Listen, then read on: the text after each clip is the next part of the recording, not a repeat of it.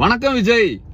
நேத்து புரட்சியாளர் அம்பேத்கர் புத்தக வெளியீட்டு விழால பேசுறப்ப 2026 திமுகவோட 200+ அப்படிங்கிற இலக்க மைனஸ் ஆக்கிடுவோம் அப்படின்ற தொனில பேசியிருக்கீங்களே, ஏன் இவ்வளவு ஒரு அறியாத்தனம் புரியாத்தனம் உங்களுக்கு, சின்ன பிள்ளைத்தனம்?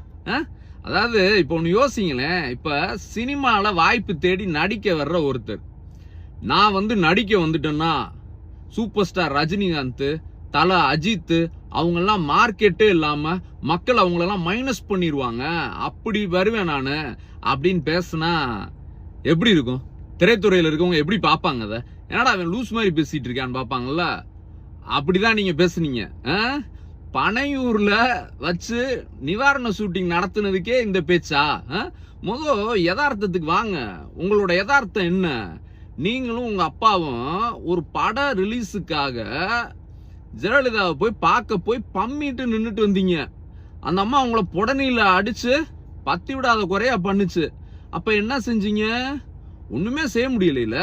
அதான் உங்களோட யதார்த்தம் விஜய்.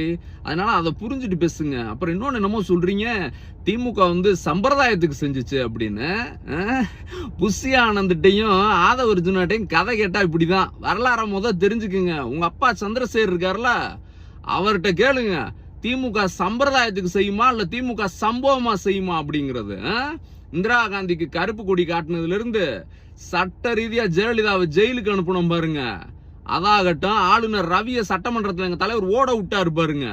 நரேந்திர மோடிய தமிழ்நாட்டுல சீட்டே ஜெயிக்க விடாம செஞ்சிட்டு இருக்கிறாங்க பாருங்க. இதுதான் சம்பவம், இதுதான் திமுகவோட வரலாறு. சரியா? அதெல்லாம் தெரிஞ்சிட்டு பேசுங்க. அதாவது இந்த நடிக்கிறதுல சிவப்பு பெயிண்ட மூஞ்சில ஊத்திட்டு அப்படி ஆக்ரோஷமா பேசுற டம்மி பீஸ் கிடையாது திமுக காரன். சரியா? எங்களுக்கு இந்த இயக்கங்கிறது ரத்தமும் சதையும் மாதிரி, உயிரை கொடுப்போம். அதனால பேசுறப்ப யோசிச்சு பேசுங்க விஜய். கடைசி அவங்ககிட்ட ஒரு கேள்வி. இப்ப சிவகார்த்திகேயன் நடிக்கிற படத்துல செகண்ட் ஹீரோவா உங்களால பண்ண முடியுமா? நடிப்பீங்களா? நடிக்க மாட்டீங்கல்ல. அந்த புரிதல் உங்களுக்கு இருக்கும்ல.